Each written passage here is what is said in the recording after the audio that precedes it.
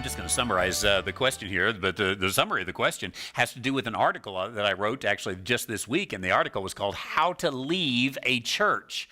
And I think there is a time when a person does say, I've got to leave a church. Either I made a mistake when I was coming in, it doesn't appear to be the church I thought it was, their theology doesn't perhaps match their statement of faith, and that's too often true, or I just didn't do my homework, I messed up, and I just can't stay. There are times a person has to leave a church, or maybe the church changed over the years. In fact, that's the topic of my forthcoming article at randywhiteministries.org, and what to do when a church changes. But you have to leave a church. Now, I was writing chiefly about theological issues, having to leave a church for theological issues.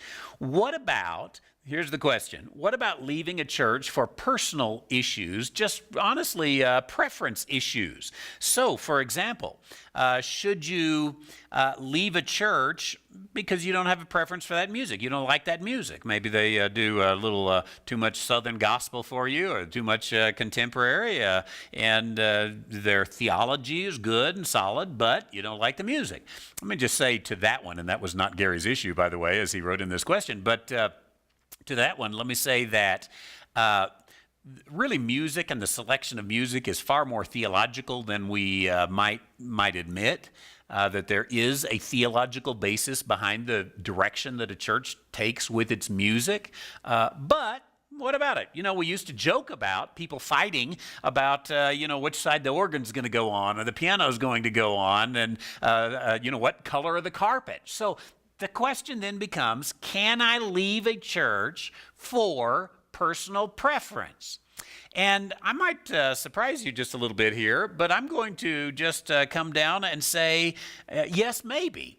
Maybe you can leave a church for personal preference, because it may just come that there is something in the style, perhaps, of the church, in the temperature of the room, whatever, that becomes so distracting that you're really just not able mentally to get over it. The truth is, we're human, and we struggle with these things. There's some people that we just, we clash. We're oil and water there.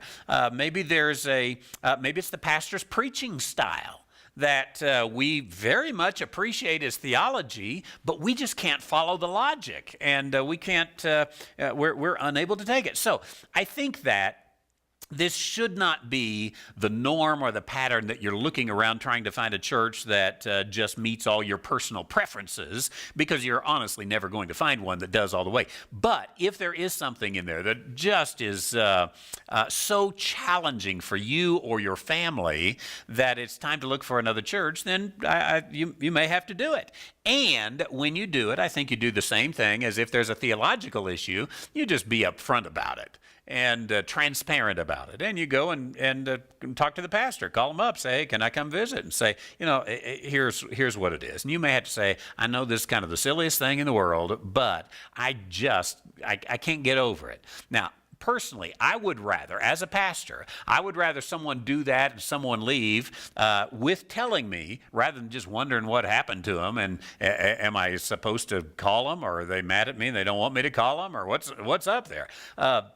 So I think you ought to visit with the pastor, but I would rather someone leave while their spirit is good than stick around and let that thing fester in and let the devil use that, because the devil will use that. He'll turn that personal preference issue into an animosity. He'll turn that animosity into a campaign. He'll turn that campaign into a church split.